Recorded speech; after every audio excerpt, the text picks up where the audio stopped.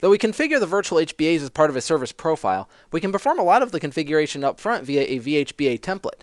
We also want to cover the key difference between the two different types of templates that Cisco UCS offers us.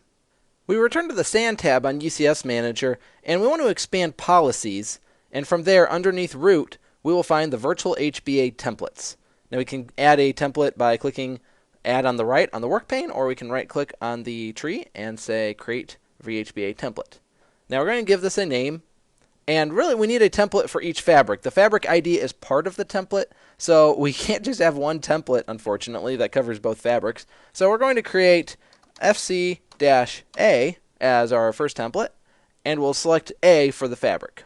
Now that said, we do have the redundancy type as an option to configure, meaning that if you think about a service profile again really represents a server, and we want two different vHBAs on this server. So we want one tied to fabric A and one tied to fabric B. And this configuration is very common. We're not going to see a whole lot of configurations that require more than two vHBAs for this reason.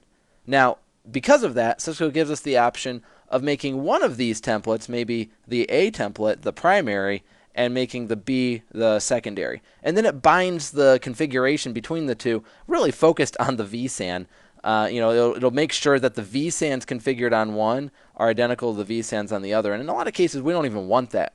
So be careful with this configuration, but just know that it's an option. So for our purposes, we're not going to pick that. We're going to leave that as no redundancy. And we will pick the vSAN at this point. So we're configuring vSAN 10 for fabric A. And from here, we need to decide which type of template we're going to use. Now, there are two different types. We have the initial and the updating. And if we've already explored this via other skills, maybe on the networking side, or even the service profile itself can be selected as an initial or an updating. And the difference is this. When we create, in our case, a vHBA as part of an actual service profile down here, and we use this vHBA template to create the vHBA, here's the question. Let's say we want to add a vSAN to this template here. And so we add vSAN 11 to this template.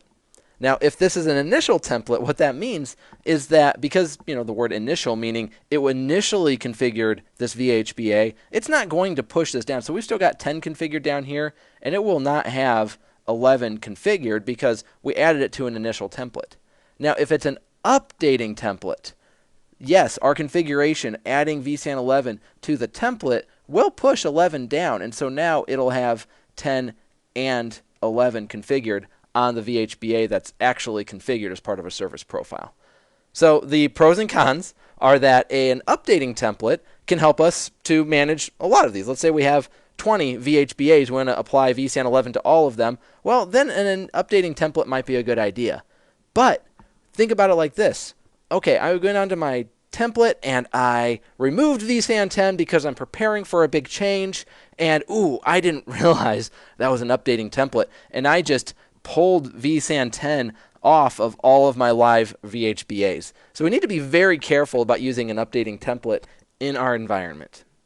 Okay, so what's next? So the worldwide port name pool, we had defined this in an earlier nugget within this skill. And so we had configured pools for A and B. There's reasons for that. And so we're going to pick our pool for fabric A since that's what we picked here. And next is the QoS policy, which we defined it again in a previous nugget. And we called this QoS-FC. Again, this is the QoS policy for managing the fiber channel over Ethernet traffic that extends between the fabric interconnects and the downstream servers. So we're going to pick QoS-FC. And we haven't done anything with pin groups. And so we're going to say OK on this. And we have our first template. Now, again, we need a second one, FC-B, and we'll pick fabric B. No redundancy. We're going to match exactly what we had before. We left it as an initial template. The pool, we want the fabric B pool. QoS policy is going to be QoS-FC, and we hit OK. And that's it. We have created our two vHBA templates. We've decided that they're initial templates. Again, in your environment, you might want to deploy updating templates. It just depends on what you're looking for. And from there, we will be able to use these templates to create virtual HBAs within a service profile. vHBA templates can be configured up front so that when we're creating the service profiles, we can simply add all of the policies that we've already defined, keeping in mind that each template type has to be defined as either updating or initial, and there are pros and cons to both. I hope this has been informative for you, and I'd like to thank you for viewing.